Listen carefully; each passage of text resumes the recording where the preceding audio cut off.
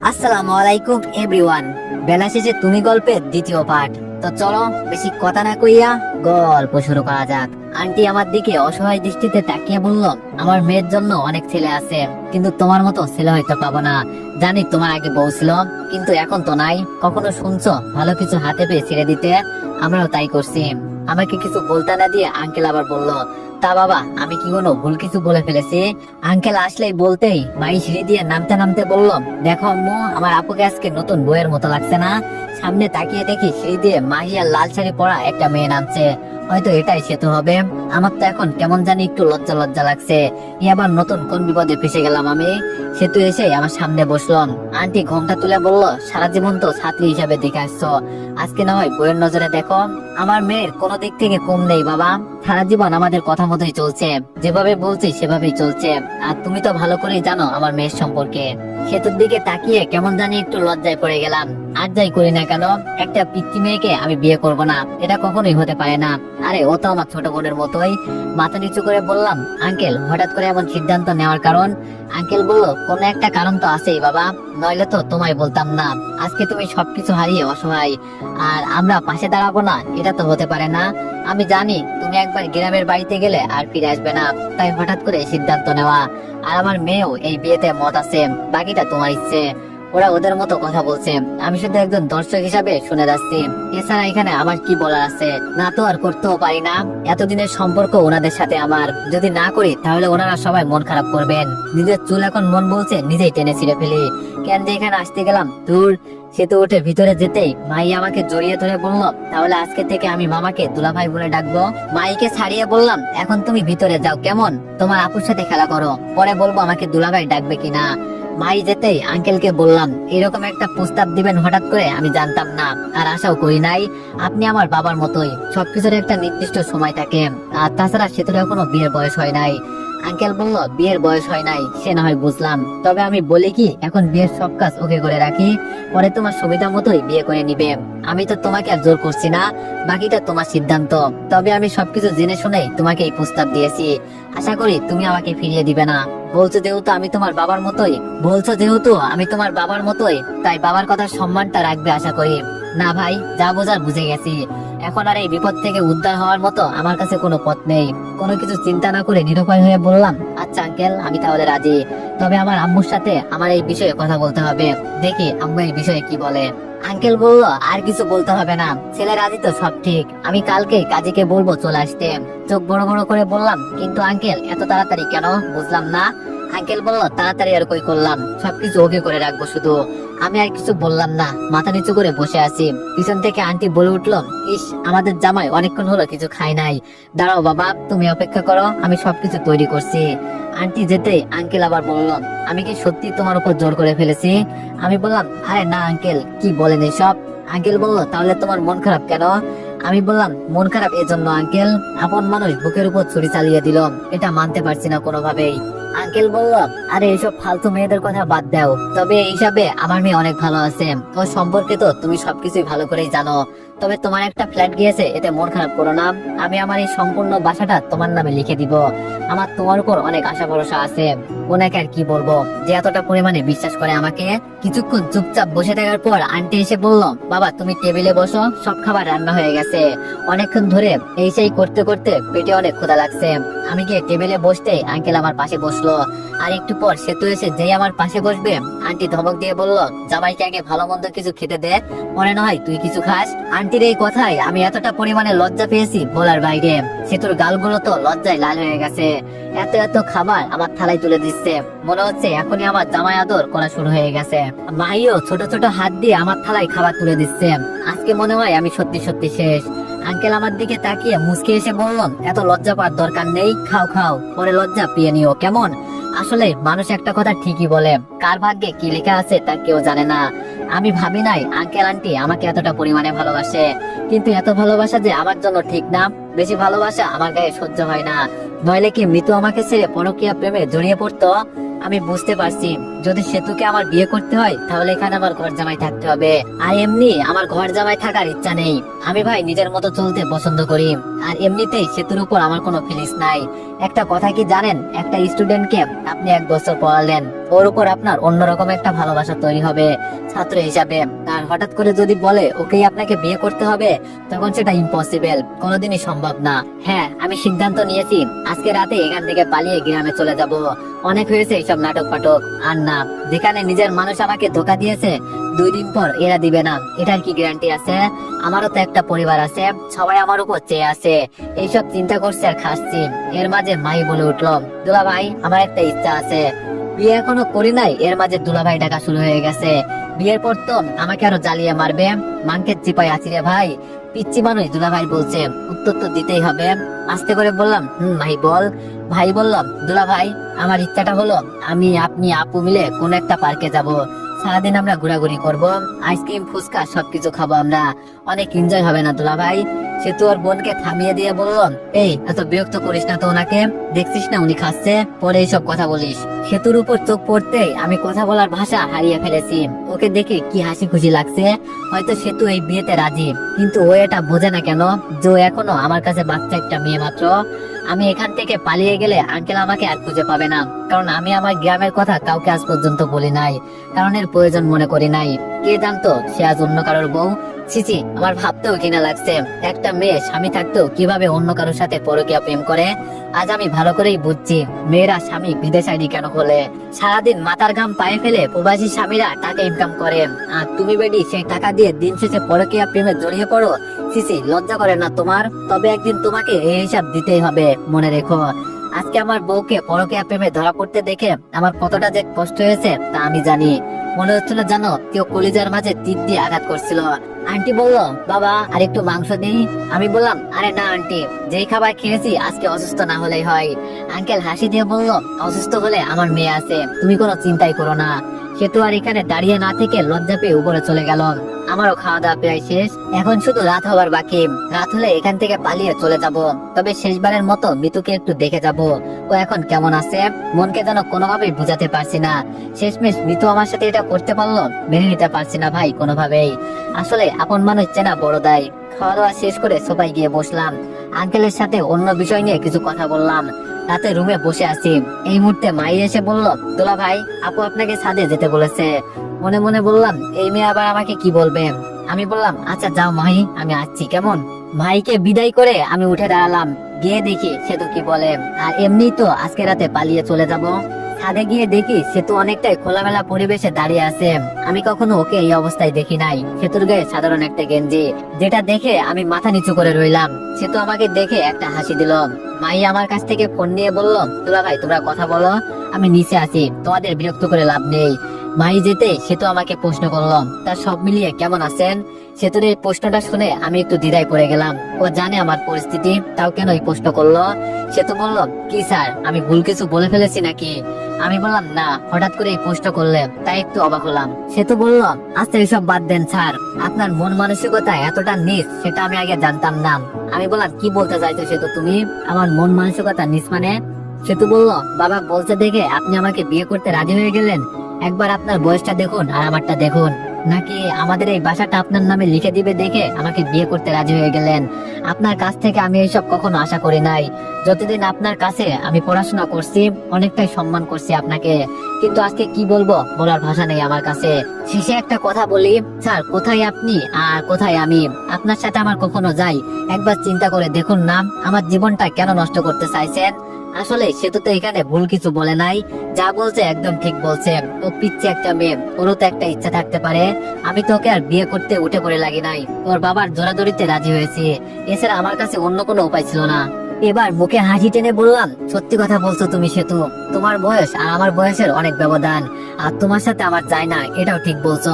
দেখো আমি কত বড় বোকা, তোমার বাবার কথা রক্ষা করতে গিয়ে আমি তোমাকে বিয়ে করতে রাজি হয়ে গেছি। যাকে আমি ছোট বোনের নজরে দেখি তাকে আমি কিভাবে বিয়ে করব। তবে তুমি মনে হয় এটা জানো না, আজকে রাতে আমি এখান থেকে পালিয়ে চলে যেতাম, কারণ কি জানো, যাতে তোমাকে আমার বিয়ে করতে না হয়, তোমার ভবিষ্যতের চিন্তা করে আমি এখান থেকে পালিয়ে চলে যাব। আসলে আমি কতটা বোকা, হ্যাঁ, মানুষের সম্মান রক্ষা করতে গিয়ে মিথ্যা কথা বলতে হয়। কি করব বলো, তোমার বাবার সাথে এতদিনের সম্পর্ক আমার, তাই ওনাকে হতাশ করতে চাইনি। যেখানে নিজের বউ আমার সাথে বেইমানি করেছে, আর কাকেই বা কি বলবো। তুমি চিন্তা করো না, আমি আজকে রাতে এখান থেকে পালিয়ে চলে যাব। সে তো আমার দিকে এক দৃষ্টিতে তাকিয়ে আছে। ও কি বলবে হয়তো বলার কোনো ভাষা খুঁজে পাচ্ছে না। কিছুক্ষণ চুপ থাকার পর সে তো বলল, আমাকে মাফ করে দিবেন স্যার, আপনাকে এইসব কথা বলার জন্য আমি অনেক অনেক সরি। আমি মনে করছি আপনি আমাকে বিয়ে করতে রাজি, তাই এসব মনে করে আপনাকে কি বলতে কি বলে ফেলেছি, মাফ চাইছি স্যার। আমি বললাম, না বলো, সমস্যা নেই, আরো যদি কিছু বলার থাকে বলতে পারো। তবে আমি এটা জানি, আমার স্টুডেন্টকে আমি কখনোই বিয়ে করতে পারবো না, আর হয়তো কখনো তোমার সাথে দেখা হবে না। ভালো করে পড়াশোনা করবে, কেমন? আর আমার মতো অপদার্থ ছেলেকে ভুলে যাবে। সত্যি আমি খুব খারাপ একটা ছেলে। এবার সেতু ছলছল চোখে আমার দিকে তাকিয়ে বলল, আমার ভুল হয়ে গেছে স্যার, আমাকে মাফ করে দিন, আপনার পায়ে ধরে বলছি। সত্যি আমি না জেনে শুনে আপনাকে অনেক কথা বলে ফেলেছি। আমি বললাম, আরে না, মাপ চাইতে হবে না, তোমার উপর আমার কোনো অভিযোগ নেই। তবে আজকে নিজেকে সত্যি অসহায় লাগছে, এমন পরিস্থিতিতে কাউকে পাশে পেলাম না। সেতু বলল, আমি আছি স্যার আপনার পাশে। সেতুকে ধন্যবাদ দিয়ে বললাম, তুমি আমার ছোট বোনের মতোই, অনেকটা সময় হয়ে গেছে, আমাকে এখন যেতে হবে। সেতু বলল, সত্যি আপনি চলে যাবেন? আমি বললাম, না গেলে তোমার বাবা অনেক ঝামেলা করে দিবে। সেতু বলল, স্যার আমি একটা কথা আপনার কাছ থেকে জানতে চাই। আমি বললাম, বলো। সেতু বলল, একটা সাধারণ সাইন দেওয়ার কারণে একটা ফ্ল্যাট আপনার চলে গেল, কিভাবে সম্ভব স্যার? আমার তো বিশ্বাসই হচ্ছে না। আমি বললাম, তোমার কাছে বললে তুমি কাউকে বলবে না তো? সেতু বলল, আরে না স্যার, বলেন। আমি বললাম, কালকে সকালে মাই যখন মিতুর কথা বলছিল, তখন আমার মনে একটু সন্দেহ লাগছিল, আর আমি ওকে রিফাতের সাথে কথা বলতেও দেখেছি, তাই আসল কাগজপত্র সব সরিয়ে নকল কাগজপত্র ঢুকিয়ে দিয়েছি। বলা তো যায় না, মেয়েদের মন যা ইচ্ছা তাই করতে পারে। আর দেখো, শেষমেশ আমার অনুমানই সঠিক হলো। আমি সকালে অফিসে যাওয়ার পর মিতু আমার পকেট থেকে চাবিগুলো চুরি করে সব কাগজপত্র সরিয়ে নিয়েছে হয়তো। মিতু বলল, তাহলে যে কাগজে সাইন করেছে সেটা নকল? আমি বললাম, এই তো বুঝে গেছো, এজন্যই তো আমি বেশি রিয়াকশন করি নাই, একটু অভিনয় করলাম, যাতে ওরা বুঝে যে আমি সত্যি সত্যি দিয়ে দিয়েছি, কিন্তু আমি এতটাও বোকা না। সে তো বললো, তাহলে আপনার বাসায় আপনি চলে যান, ওদের এখনই বের করে দেন। আমার এক বান্ধবীর বড় বোন পুলিশের চাকরি করে, যদি বলেন তো। আমি বললাম, না থাক, কিছু করা লাগবে না। সে তো বললো, তাহলে এখন আপনি কি করতে চাইছেন? আমি বললাম, কি আর করবো, বাড়িতে গিয়ে কয়েকদিন বেরিয়ে আসবো, পরে একটা বিয়ে করে একেবারে সরাসরি সম্পূর্ণ পরিবার নিয়ে এখানে চলে আসবো। সে তো বললাম, তাহলে সত্যি আপনি বিয়ে করবেন? আমি বললাম, তবে এখন না, আরো অনেকদিন পরে। মিতুকে দেখাতে হবে না, ওকে ছাড়া আমি পরিপূর্ণ। সে তো বলল, আপনার উপর আমার সম্মান আরো অনেক বেড়ে গেল। সত্যি আপনার মন মানসিকতা অনেক ভালো। এখন সত্যি বাবা মায়ের মতো আমারও ধারণা এসে গেল যে সত্যি আপনি অনেক ভালো। আমি এখন আর না করব না, যদি আপনি চান। সেতুকে থামিয়ে বললাম, তুমি আমার ছাত্র, তাই ছাত্রের মতোই থাকো, অন্য কিছু একদম মাথায় ঢোকাবে না, কেমন? আগে পড়াশোনা করে নিজেকে প্রতিষ্ঠিত করো, এরপরে আমি কেন, আমার বাবাও তোমাকে বিয়ে করতে আসবে। সেতু হাসি দিয়ে বলল, সত্যি স্যার? আমি বললাম, আরে একটু মজা করলাম আর কি তোমার সাথে, এখন মায়ের কাছ থেকে ফোনটা এনে আমাকে দিয়ে দাও, এখান থেকে চলে যাই। সেতু বলল, কেন, দরজা দিয়ে যান। আমি বললাম, তোমার বাবা মা একটু টের পেলে আমাকে আর যেতেই দিবে না। সেতু বলল, আচ্ছা স্যার, তাহলে আপনি একটু অপেক্ষা করুন, আমি আসছি। কিছুক্ষণ পর সেতু হাতে ফোন নিয়ে ফিরে আসলো। আমার হাতে ফোনটার কিছু টাকা ধরিয়ে দিয়ে বলল, স্যার, মাসের বেতন। আমি অবাক হয়ে বললাম, সেই দিন না তোমার বাবা দিল? সেতু বলল, বাবা দিয়েছে তো কি হয়েছে, আপনি আমাকে পড়িয়েছেন, সেই হিসাবে আমার কাছে আপনার কিছু পাওনা আছে না? তবে যদি আপনি এই টাকাগুলো ফিরিয়ে দেন, আমি অনেক মন খারাপ করব। সেতুর কপালে একটা চুমু দিয়ে বললাম, লোককে একটা মেয়ে, দোয়া করি পড়াশোনা করে অনেক বড় হও। একটা কথা মাথায় রাখবে সেতু, কারো মায়ের পড়ে নিজেকে কখনো ধ্বংস করবে না। তোমার উপর এখন অনেক দায়িত্ব, পড়াশোনা করে অনেক দূর পর্যন্ত এগিয়ে যাও। কিছু দিতে পারলাম না তোমাকে, আসি, কেমন? পাশে একটাই মই পড়েছিল, আমি সেটা দিয়ে যেতে লাগলাম। সেতু পেছন থেকে ডেকে বলল, স্যার দাঁড়ান। পেছন ফিরে বললাম, বলো। সেতু আমার কাছে এসে আমার হাত থেকে ঘড়িটা খুলে নিয়ে বলল, এটা আমি রেখে দিলাম উপহার হিসাবে, যখন আপনার কথা মনে হবে তখন এই ঘড়িটা দেখবো, আর এটা দেখে পরীক্ষা দিলে আপনার কথা আমার মনে পড়বে। স্যার তো বলেছিলাম আমাকে অনেক বড় কিছু হতে হবে, আমি আপনার মনের আশা পূর্ণ করব। হাসি দিয়ে বললাম, আবার কোনো একদিন দেখা হবে। সে তো বলল, আপনার গ্রামের বাড়িটা তো বলে যান। আমি বললাম, সেটা সিক্রেট থাক। আর বেশি কথা বললাম না সেতুর সাথে, মই দিয়ে নিচে নেমে গেলাম। একটা রিক্সা নিয়ে সরাসরি বাস স্টেশনে চলে গেলাম, ওখান থেকে টিকিট কাটলাম বাসার। বাসে উঠে বসে আছি, সবকিছু ওই শহরে রেখে আজকে চলে যাচ্ছি। ইচ্ছে করলে প্রতিশোধ নিতে পারতাম, কিন্তু আগে আমাকে ওকে দেখিয়ে কিছু করতে হবে। থাকুক না, দেখি কতদিন দুই বউ নিয়ে থাকতে পারে। এমনি রিফাতের বউয়ের যে রাগ, পকেট থেকে সেতুর দেওয়ার টাকাগুলো গুনে দেখি প্রায় 20,000 মতো আছে। যাক, ভালো হয়েছে, আমার অ্যাকাউন্টেও কিছু টাকা জমা আছে। সব মিলিয়ে 1 বছর ভালোই যাবে। কিন্তু এর আগে আশা করি একটা চাকরি পেয়ে দেখতে দেখতে চোখটা লেগে গেল। পরিবার বলতে আমার মা আর বড় একটা বোন আছে। ওর বিয়ে আমার পাশের এলাকায় হয়েছে। আমার মা একাই গ্রামের বাড়িতে থাকে, সাথে একটা আমার খালাতো বোন থাকে। ছোট থাকতে আমার খালা আর খালু মারা যাওয়ার পর আম্মুকে আমাদের বাড়িতে নিয়ে আসে। ইদানিং আম্মু সেদিন বলছিল ওকে বিয়ে দেওয়ার দরকার। দেখি আগে বাড়িতে গিয়ে ওর বিয়েটা দিয়ে একটা দায়িত্ব কমিয়ে দেওয়া লাগবে। একেবারে সকালে আমার ঘুম ভাঙলো। বাস আমাদের বাজারে এসে দাঁড়ালো। বাস থেকে নামলাম। বাজার থেকে যা যা কিনা লাগে সব একটা রিক্সাতে নিয়ে আমি দাঁড়িয়ে আরেকটা রিক্সা নিয়ে পিছনে পিছনে যেতে লাগলাম। আমাদের বাসার সামনে গিয়ে রিক্সা থামলো। ওই তো তুবা চেয়ারে বসে বসে ফোন চাপছে। তুবা হলো আমার খালাতো বোন। রিক্সা থেকে নেমে ডাক দিল তুবা। তুবা আমার দিকে তাকিয়ে জোরে চিৎকার দিয়ে বলল, দেখে যাও খালা, ভাইয়া এসেছে। তুবা দৌড়ে আমার কাছে এসে আমাকে জড়িয়ে ধরে বলল, ভাইয়া তুমি কেমন আছো? আমি বললাম, এই তো বোন, আছি অনেকটাই ভালো। যা রিক্সা থেকে জিনিসপত্র গুলো নামিয়ে আন। আর আম্মু কই? তুবা বলল, দেখো খালা, ভিতরে বসে বসে পান চিবোচ্ছে। বাসার ভিতরে গিয়ে দেখি আম্মু মনের সুখে বসে বসে পান খাচ্ছেন।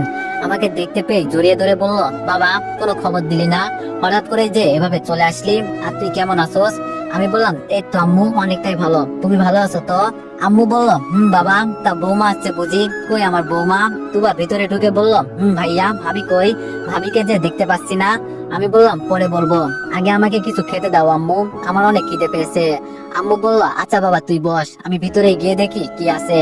আমি বললাম, এত দেখতে হবে না, যা রান্না করছো তাই নিয়ে আসো। কিছু খেয়ে বসলাম। এখন শরীরটা একটু ভালো লাগছে। এর মাঝে তুবা প্রশ্ন করলো, ভাবি কই? আমি আস্তে আস্তে সব বললাম।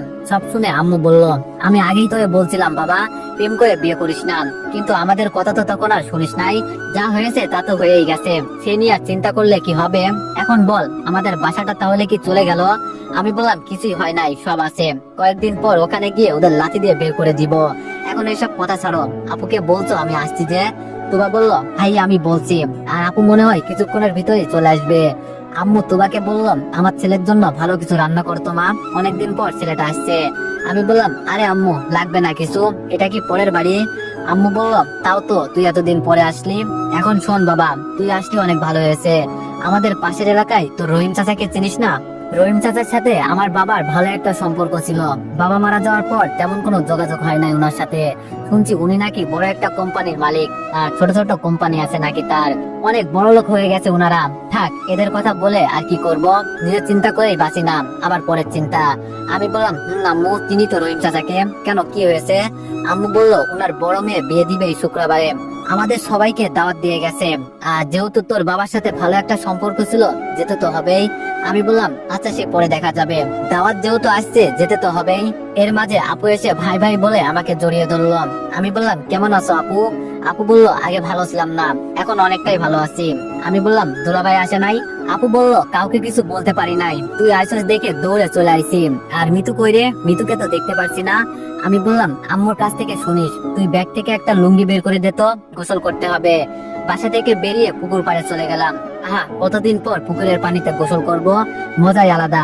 আগের কথা মনে পড়ে গেল। স্কুল জীবনে একটা মেয়ের সাথে আমার প্রেম ছিল, আর পড়ালেখার কারণে শহরে চলে ওকে ভুলে গেলাম। আবার নতুন জীবন শুরু হলো শহরে। আর এই পুকুরের মালিক যে, তার মেয়ের সাথে আমার প্রেম ছিল। এখন এক্স গার্লফ্রেন্ড, বিয়ে হয়ে গেছে নাকি সেটাও বলতে পারি না। আম্মুকে যদি এই বিষয়ে কিছু বলি, জুতা দিয়ে আমাকে পিটাবে। এই মেয়ে আমার আম্মুর পছন্দ না বেশি একটা, তাই তো আমাকে শহরে পাঠিয়ে দেয়। লুঙ্গির নিচে রেখে পানিতে নেমে গেলাম। হঠাৎ উপর থেকে এক মুরব্বী চিৎকার দিয়ে বলল, কে রে আমার পুকুরে নামছে? মগ দিয়ে গোসল করা যায় না? নেমে কি গোসল করতে হয়? আমি পানি থেকে আঙ্কেলের দিকে তাকিয়ে বললাম, সরি আঙ্কেল, আমি জানতাম না। আঙ্কেল বলল, ও দীপু, তুমি কখন আসলে শহর থেকে? আমি বললাম, এই তো কিছুক্ষণ আগে আসলাম। এর মাঝে একটা মেয়ে এসে বলল, কার সাথে কথা বলছো বাবা? আঙ্কেল বলল, আর দেখ না, দীপু এসেছে। আরে এ তো আমার এক্স গার্লফ্রেন্ড মিম। যাক, অনেকদিন পর দেখলাম, আগের থেকে অনেকটাই মোটা হয়ে গেছে। আঙ্কেল আমাকে বলল, বাবা আমি একটু কাজ দেখে আসছি, পরে কথা বলবো তোমার সাথে, কেমন আসো না কয়েকদিন? আমি বললাম, আঙ্কেল আসি, সমস্যা নেই, যান আপনি। আঙ্কেল চলে যেতেই মিম আমার লুঙ্গিটা হাতে নিয়ে বলল, কেমন আছো দীপু? আমি বললাম, আসিলাম তো ভালোই ম্যাডাম, লুঙ্গিটা নিচে রাখলে খুশি হতাম। মিম বলল, সে তো রাখবই, এতদিন পর তোমার সাথে দেখা, দেখে মনে হচ্ছে সে আগের মতোই আছো, একদম চিকনা চিকা। আমি বললাম, তো মিস এক্স গার্লফ্রেন্ড, তোমার বিয়ে হয়েছে? মিম এবার একটু রাগ দেখিয়ে বলল, কুত্তা তুই কথা বলবি না আমার সাথে। আমি বললাম, আরে এত রাগ করিস না, এখন বল তোর কি বিয়ে হয়ে গেছে? মিম বলল, তোর কি মনে হয় তোর জন্য আমি মারা যাব? আমারও বিয়ে হয়ে গেছে, আমার জামাইয়ের 3টা মাইক্রো আছে নিজস্ব। আমি বললাম, ওরে বাবা, তা তো ভালোই, দেখি তোর জামাইয়ের একটা পিক দেখাতো। মিম বলল, পানি থেকে দেখবি উপরাই দেখাবো। আমি বললাম, না পানিতেই ভালো লাগছে, তুই দেখা।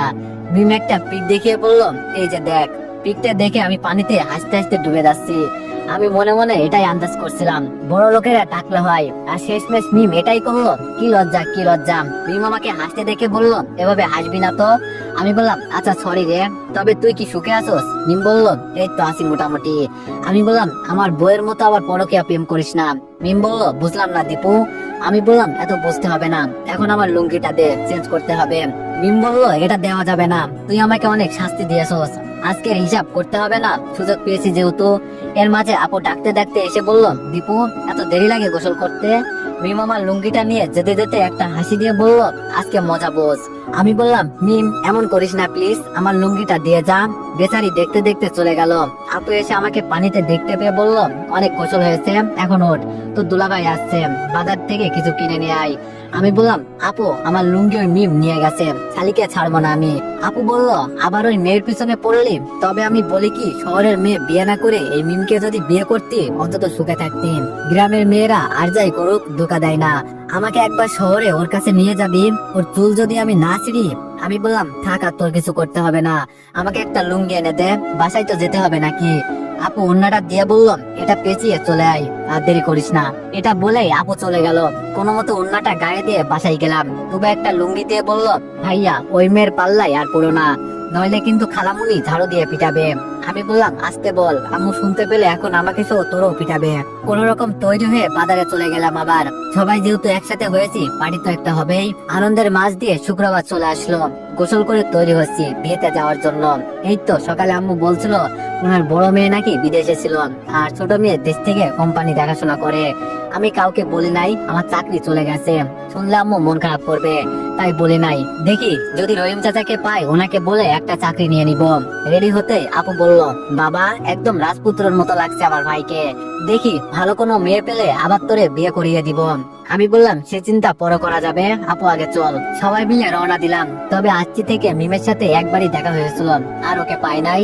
বিয়ের পর মেয়েরা হয়তো নানা রকম ব্যস্ত হয়ে যায় বিয়ে বাড়িতে গিয়ে। তো এভরিওয়ান, নেক্সট পার্টের জন্য সবাই অপেক্ষা করো, আর সবাই একটু বেশি বেশি লাইক আর কমেন্ট করে দিও। ধন্যবাদ।